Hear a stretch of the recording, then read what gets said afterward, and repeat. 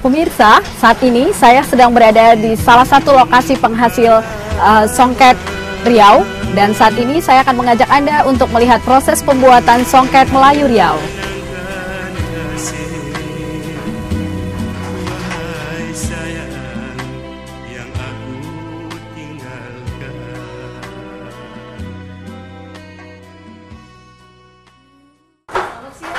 Siang. Kenalkan saya Ros. Iya. Saya pengen melihat Bu proses pembuatan songket Riau karena cukup terkenal sekali songket Riau ini. Bolehkah Ibu? Boleh atau kita langsung aja melihatnya Boleh, ke tempatnya. Ayo.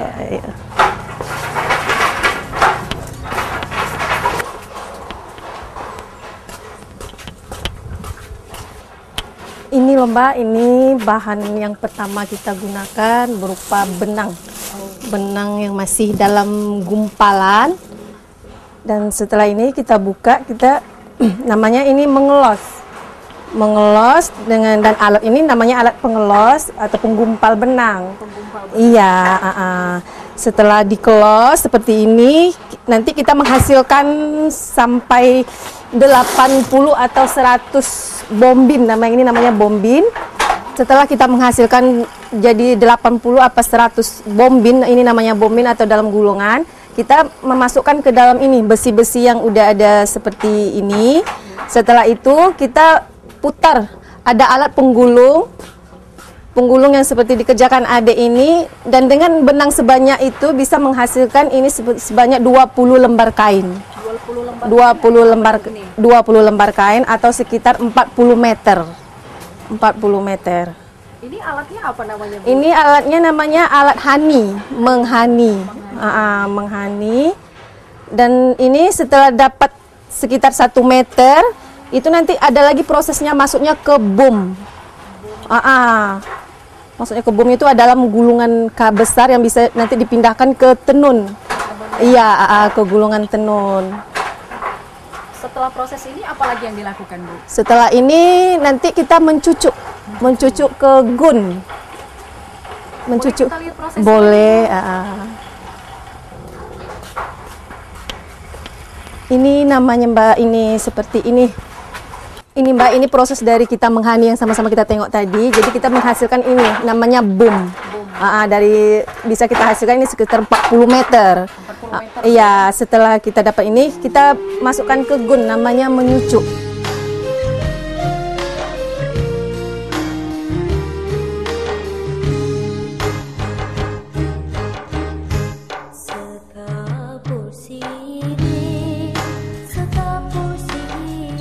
Ya, sekarang ini kita proses mencucuk. Setelah mencucuk, ini kan seperti yang dikerjakan adik-adik ini sekarang.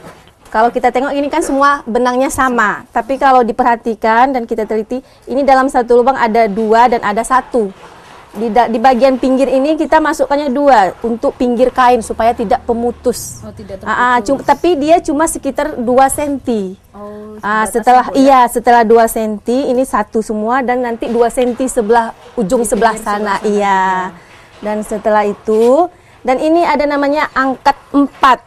Angkat 4 itu maksudnya yang bagian nomor 1 sama nomor 4 itu 4 kali 4 kali, dan bagian tengah ini motif itu cuma sekali-sekali.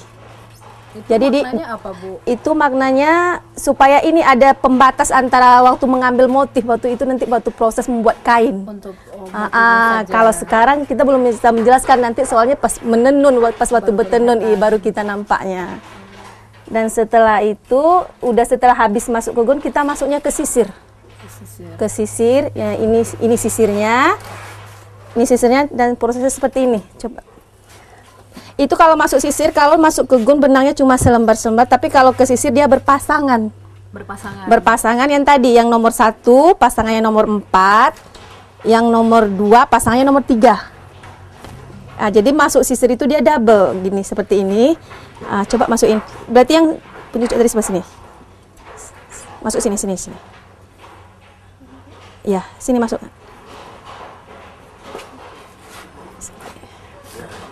Seperti ini ya. Udah masukkan pencucuknya sini. Memang sih Mbak agak kalau dilihat agak rumit, Ya, pasti perlu butuh ketelatenan, tapi kalau dikerjakan dengan sungguh-sungguh pasti dapat.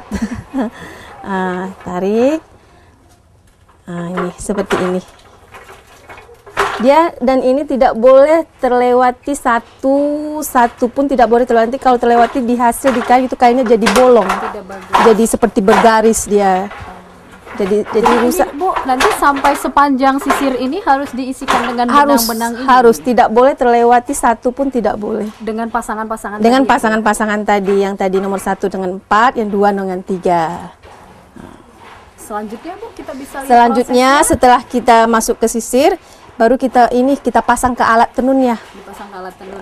Ke alat tenunnya yang namanya ini seperti ini. Di sini aja. Ya Mbak, ini kan kita setelah masuk gun tadi kita masuknya ke sisir. Dan ini di sisir kita masuknya berpasangan dan tidak boleh terlewat satu sela pun. Soalnya kalau terlewat itu nanti hasil di kainnya tidak bagus. Bisa seperti bolong dan seperti bergaris. Iya, tidak rapi. Dan setelah itu, setelah pengerjaannya habis, sisir, baru kita pindahkan ke tenun ke ATBM-nya. Seperti ini. Ini kan hasil boom tadi, dan ini yang udah dimasukin ke gun, baru itu namanya tahap penyetelan. Tahap apa, Bu? disetel, penyetelan. Penyetelan, atau mau lebih jelasnya kita tengok ke depan. Selesai proses proses masukkan gun atau ke sisir, kita masukkan ke ATBM. ATBM-nya ini kayu boom tadi kita masukkan ke sini, dan itu benang kita tarik ke atas. Ini prosesnya mengerjakannya harus berdua. Setelah itu ini tadi gun ini kita ikatkan, ini ada namanya roll. Dan rollnya ada 2. Yang nomor 2 itu tempat bergantung gun yang nomor 4 dan nomor 2. Dan roll nomor 1 tempat digantungkan roll nomor 1 dan roll nomor 3. Dan setelah itu ada juga tempat yang ikatan di bawah, injakan. Kalau injakan itu ikatnya bebas. Dan setelah itu kita ini namanya ada sisir. Sisir kita masukkan ke pelanta. Setelah masukkan pelanta, kita kunci, baru benangnya kita ikat ke bom gulungan. Ini namanya bom gulungan. Dan ini ada seperti ini gigi-gigi, itu gunanya untuk menggulung kain. Untuk menegang kain. Ini ya mengencangkan ini gulungannya. Setelah itu baru, dan ini ada juga ini ada seperti itu, ada pipa. Pipa ini fungsinya untuk sebagai pembatas. Pembatas ini karena waktu diinjak seperti yang diinjak sama adik ini, itu kan ada batasan benang. Ada batasan benang, ada turun dan ada naik. Iya, Bu. Jadi dia sepertinya nanti gunanya untuk pembatas dan tidak benang itu supaya tidak kusut. Setelah itu ada namanya pemberat. Ya. Pemberat itu seperti ini. Itu fungsinya apa? Ini namanya pemberat. Yang ini ada tali, ada seperti batu. Itu fungsinya sewaktu adik ini melantak waktu proses menenun, ini tidak berjalan. Dan ini tetap tegang. Dan proses melantak seperti ini. Ini tetap tegang karena ini ada pemberatnya. Iya.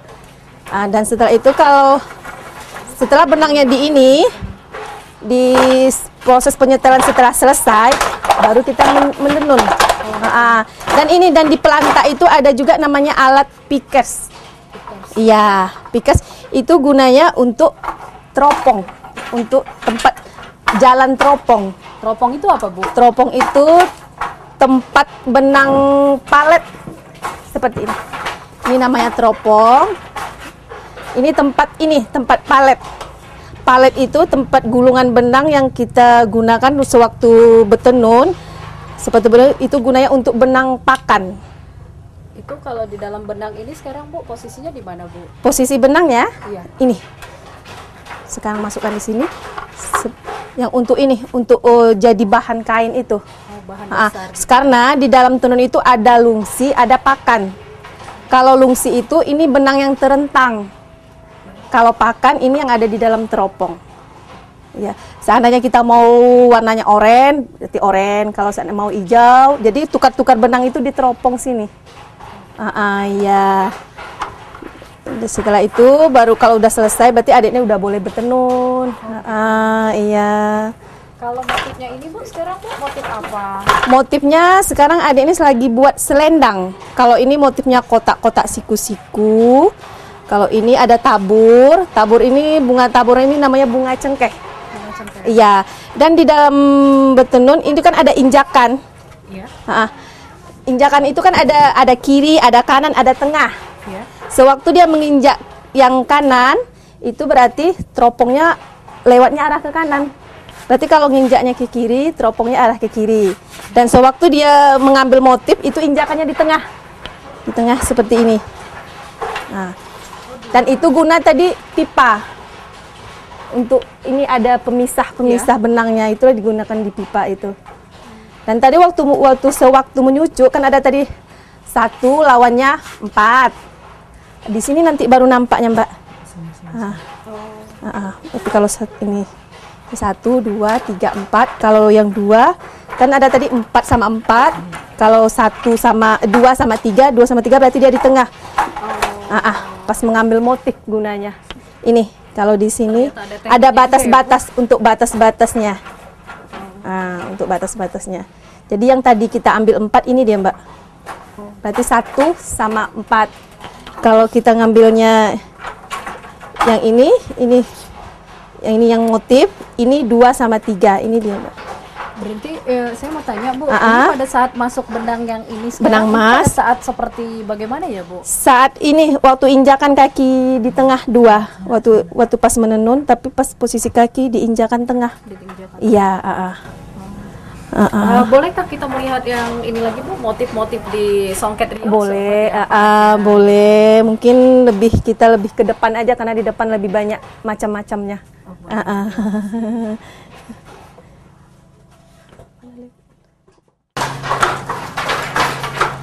Ini Mbak yang seperti yang dikerjakan adik ini tapi ini motifnya yang motif ringan-ringan aja, motif tabur-tabur. Kalau di Pekanbaru ini digunakan untuk bahan baju kerja. Setiap hari Kamis kantor-kantor menggunakan baju ini. Dan ini motifnya cuma ini tabur-tabur aja, soalnya kan untuk dipakai harian. Jadi tidak terlalu berat. Dan sini yang sebelah sini ini buat sarung. Sarung sama selendang. Ini motif apa Bu? Ini motifnya kalau di ini waji-waji ini selendang, karena kalau kita di Pekanbaru kain laki-laki itu pendek cuma dipakai selutut, dan bisa di sebelahnya kita bisa menggunakannya untuk selendang. Dan seperti ini yang di bawahnya cuma tabur-tabur aja. Dan ini posisinya kalau di sini kepala kain. Iya, kepala kain. Kalau dipakai, kalau bapak-bapak makainya di belakang, kalau ibu-ibu makainya di depan. Oh, itu ada maknanya juga. Ada maknanya juga. Dan seperti kalau di bawah lutut itu setelah menikah, kalau di atas lutut itu masih bujangan. Tapi untuk motif ini Bu biasanya hanya warna emas ini aja Bu ya? Enggak harus warna emas. Kita bisa pakai silver, itu tergantung permintaan pasar. Karena kebetulan yang pesannya maunya warna emas, kita kerjain warna emas. Dan seperti yang ini kalau ini juga buat kain sarung, tapi ini ukuran untuk ibu-ibu. Kalau untuk ibu-ibu dia lebih panjang daripada bapak-bapak kan. Kalau tadi itu kan cuma tabur-tabur, kalau sekarang tabur-taburnya ada tali airnya. Oh, ini tali air. Tali air itu dia bersatu. Seperti ini kalau di hasil jadinya yang seperti di bawah. Iya. Kalau tadi kan tabur-tabur aja. Kalau maknanya apa ini Bu? Ini kalau maknanya, kalau ini sepertinya bersatu, jadi satu, jadi kesatuan. Iya. Dan ini juga, ini namanya siku awan. Siku awan. Siku awan ini motifnya. Kalau seperti zaman dulu, kalau dengar ceritanya kayak ada putri-putri raja duduk-duduk sore-sore dia nampak awan-awan berarak-arak, jadi dituangkannya ke kertas dan dituangkannya ke kain. Itu namanya kalau bisa dibilang siku awan, bisa juga dibilang awan berarak. Iya. Dan motif Riau itu kan lebih umumnya dari flora dan fauna. Masih iya. Dan ini juga buat siku awan tadi. Cuma ini bidangnya khusus untuk kain laki-laki. Bidang kain laki-laki itu iya. Bidang kain laki-laki itu cuma 90 cm. Ini jadi kalau di sini tidak bisa lagi dia buat kain perempuan, dia khusus buat kain laki-laki aja. Karena ukuran kainnya udah pendek. Kalau ini tadi sama seperti yang itu, ini pasangannya. Pasangan laki-laki sama selendang. Ini kebetulan boleh bercerita dikit, ini untuk nanti ulang tahun Kabupaten Kuansing. Yang akan mau dipakai sama bupatinya. Iya, wakil bupatinya dan pejabat-pejabatnya lah. Ternyata sudah masuk ke pasar juga. Ya. Alhamdulillah. Masih ada motif yang lain nggak, Bu, ya? Masih, tapi sepertinya kita harus ke dalam. Boleh kita lewat sini aja. Sini ya. Ini juga Mbak, ini juga buat kain sama seperti yang tadi, ada selendang, cuma mungkin warnanya aja yang berbeda ya. Tapi ini juga motif beda. Ini motif namanya motif lejo. Kalau ini motif lejo ini perpaduan bunga sama ini kan. Ada siku-sikunya juga. Jadi perpaduan bunga dengan siku-siku jadi motif lejo dia. Jadi cuma beda warna. Kita mungkin bisa ke situ lagi. Ini lah ya. Yang ini tadi sama ya, sama yang di belakang, sama yang di depan. Mungkin ini ya, ini ada pucuk rebung. Ini dia pucuk rebung. Ini motifnya pucuk rebung. Tapi ini juga untuk digunakan jadi baju. Dia tidak terfokus sama sarung juga, Mbak. Kita bisa juga jadi baju seperti jadi baju pengantin. Kalau pengantin Riau kan kalau baju pengantinnya harus dari songket. Berarti ini nanti tidak harus warna kuning. Kalau sebetulnya kalau kuning itu udah bagian dari daerah. Kalau kuning itu pengantin Siak. Kalau Pekanbaru pengantinnya 3 warna. Itu udah ini jadi baju. Dan ini nanti mau dipakai sama Ibu Wali Kota. Iya. Dan ini juga ini pasangan kebetulan. Warna-warna kita banyak sama karena kita tadi buat seragam yang untuk dipakai sama Kabupaten Kuansing tadi. Itu juga sama. Atau itu boleh kita tengok ada menggunakan benang silver. Ini kalau mungkin dari tadi kita cuma nengok pakai benang emas ya. Kalau sekarang ini ada silver atau perak. Ya. Cuma kalau perak ini harganya beda sama benang emas. Lebih mahal. Karena ini produksi perak itu tidak sebanyak produksi emas. Jadi lebih banyak emas daripada perak. Ini juga sama, ini juga itu ada oranye. Ini untuk baju pengantin, Mbak. Untuk baju pengantin warna oranye. Ini juga motifnya pucuk rebung. Pucuk rebung. Iya. Tapi pucuk rebung itu ada bagian-bagian lagi. Pucuk rebung itu banyak macamnya. Seperti tadi itu pucuk rebungnya kecil, kalau ini pucuk rebungnya besar. Iya. Atau mungkin lebih ya hasil ininya boleh kita tengok ke situ. Iya.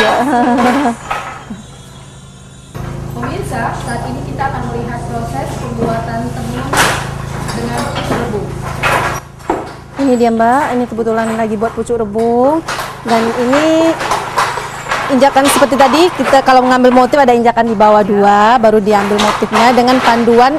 Ada kertas yang udah kita buat motif dan baru kita tuangkan ke kain.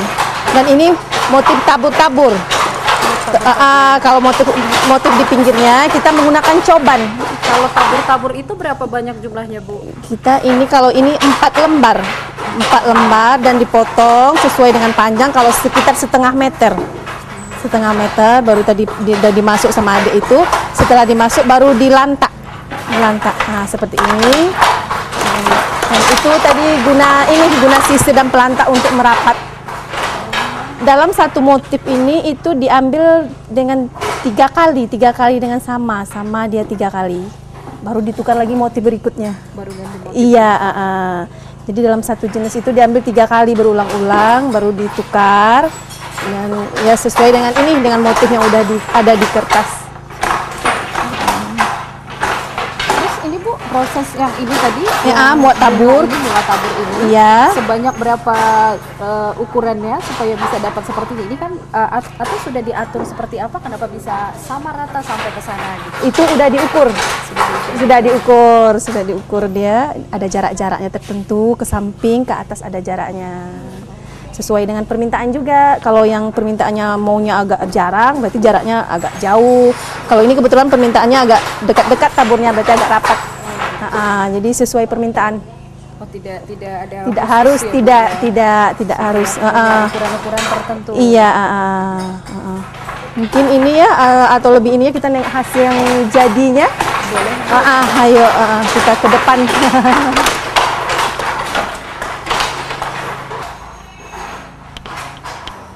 Ini Mbak hasil-hasil yang udah jadi, yang seperti yang ditenunkan adik tadi. Ini yang kuningnya, ini yang oranye yang kita tengok seperti tadi. Nah, ini pucuk rebungnya. Iya, ini nanti dibuat baju. Jadi baju pengantin. Seperti ini kalau udah dijahit seperti ini deh. Iya, Dan ini yang silver tadi. Yang silver. Yang benang perak kita tengok tadi. Ini seperti ini.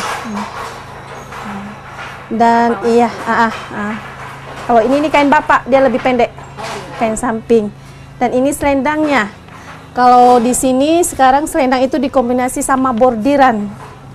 Iya, biar lebih ini, biar kesannya tidak itu aja. Jadi kita padu-padankan sama bordiran. Dan itu juga Mbak, kalau bisa juga kita buat sendal. Sudah ada sendal. Sendal. Ini biasanya untuk pasangan pengantin. Jadi dia lengkap dari atas sampai bawah. Ya, seperti ini juga ada tanjak namanya. Ini kalau untuk pengantin laki-laki ini dipakaikan. Ini namanya tanjak. Ya, ini pasangan ini tadi. Juga kalau kita bisa juga buat kayak souvenir itu seperti kotak tisu bisa. Ini dari ini juga, cuma ini kebetulan udah lama ya kita produksi. Iya, jadi kotak tisu, jadi kotak perhiasan. Tapi bahannya dari tenun juga. Iya, ya. Dan ini tadi seperti bahan baju. Bahan baju blazer tadi, ini yang hasil jadinya. Kalau udah jadinya, udah jadi bajunya seperti ini. Ya, seperti ini udah dijahit jadi baju. Ini biasanya pasarnya sudah sampai kemana, Bu? Kalau kita di dalam negeri, alhamdulillah udah luar. Di luar negeri paling dari Singapura, Malaysia. Sudah sampai ke Malaysia. Udah. Pernah juga kita pernah sampai ke Belanda, ada juga. Sudah sampai ke Belanda. Iya. Kayak kemarin abang juga pernah sampai ke Thailand. Ya. Masih ada motif lain yang bisa kita Motif lihat? lain, ini paling ini siku awan ya tadi ya. Ini tadi ini pucuk rebung juga.